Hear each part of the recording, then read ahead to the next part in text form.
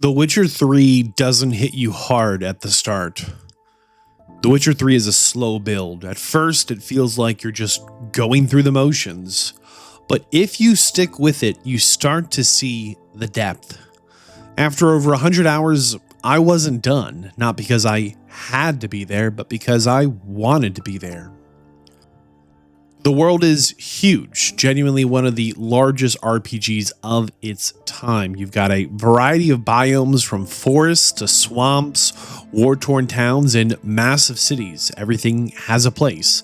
Nothing feels random. There's a day cycle, a night cycle, there's storms, the sound of wolves at night. It all feels alive and very real. The world of The Witcher 3 rewards you for exploring. You're not just checking off icons from your checklist. You're going to find broken villages with stories, hidden treasures guarded by monsters, and small moments that stick with you.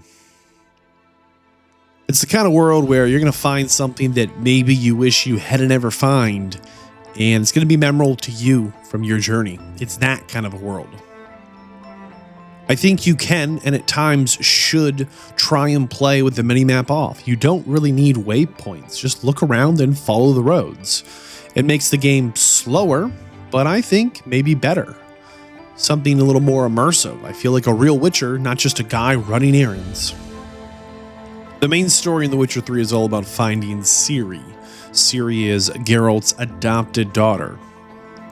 Most of the story in the main quest is about asking other people where she went if she was here. You fight a monster and they say, Ciri was here. You do a few more jobs and someone says, oh, Ciri was here too. At times it can definitely get a little frustrating. The Wild Hunt are supposed to be the big villains, but they don't really show up much. And when they do, it's not very deep and then they leave. Some parts really do work.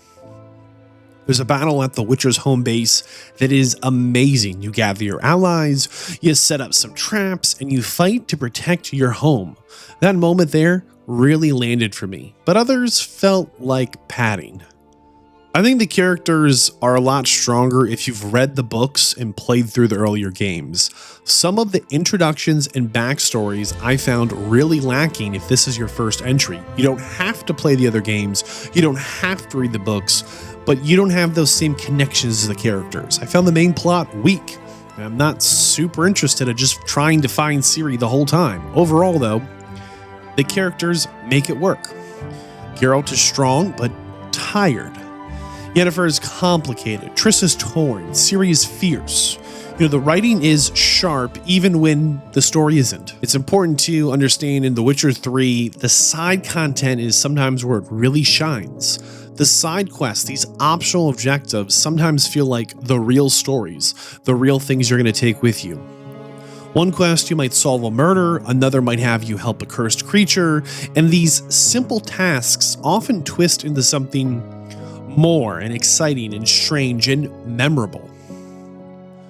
Of particular note, the Bloody Baron questline starts off as a job to find a man's wife, and it ends up being about a war, family, and so much more. The Witcher contracts are also strong. Each monster has a backstory. Sometimes it's a curse, sometimes it's revenge, and you prepare for these Witcher contracts by reading your bestiary, mixing your potions, you track them down, you fight them, you get paid. They feel like real Witcher work. In The Witcher 3, your choices matter. There's no good and evil system. You do what you think is right, and sometimes it turns out wrong. And often that's what makes it interesting. Combat in The Witcher 3 is not perfect, but it's fun once you get into it. You use signs, a basic magic system to push enemies, trap them, maybe light them on fire. You've got some potions, bombs, and oils. Fights are easier the more you prepare. You can just swing your sword, but using the various tools you have access to definitely feels better.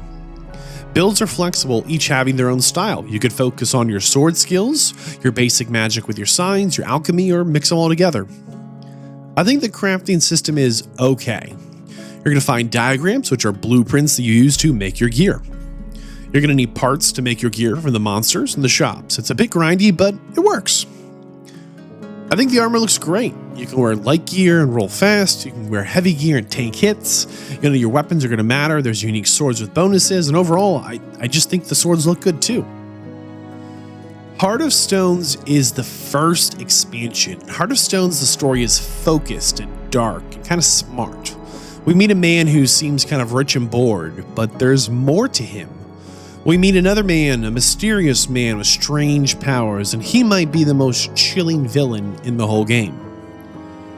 In the Heart of Stones, Geralt ends up making deals, pulling off a heist, and facing impossible choices. We go to a wedding, break into a vault, and explore nightmares. It feels fresh without changing the core game too much. The new bosses in the Heart of Stones are great. They hit hard, and they have you thinking. The expansion adds a new gear power system, things like freezing enemies and boosting speeds. They're pretty expensive, these rune systems, but they're fun to play with. I think the second big expansion is the Blood and Wine, and it is huge. It's almost an entire whole new game. The setting for Blood and Wine is sunny and colorful, and it has this festive vibe with knights and tournaments and wine, but underneath it all the joy is something dark.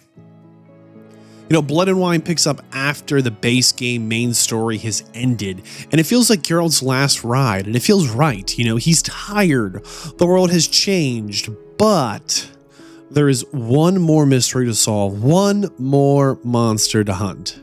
The story involves a vampire who's kind of complex, not just evil.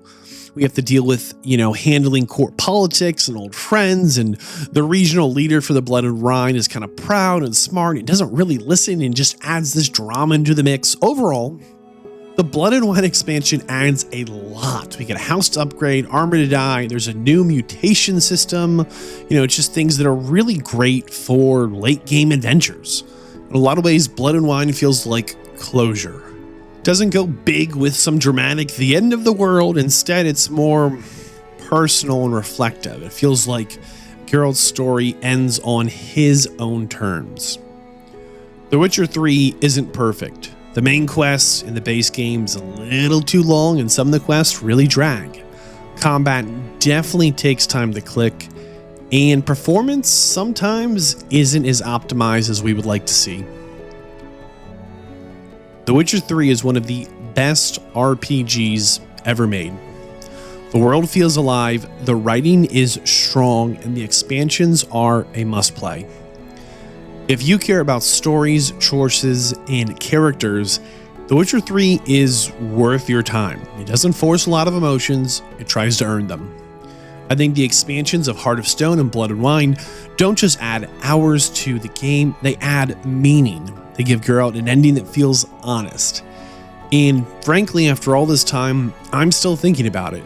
Not what I did, but what it meant. And that's what makes The Witcher 3 special. The Witcher 3 is awarded 4 out of 5 great. I recommend.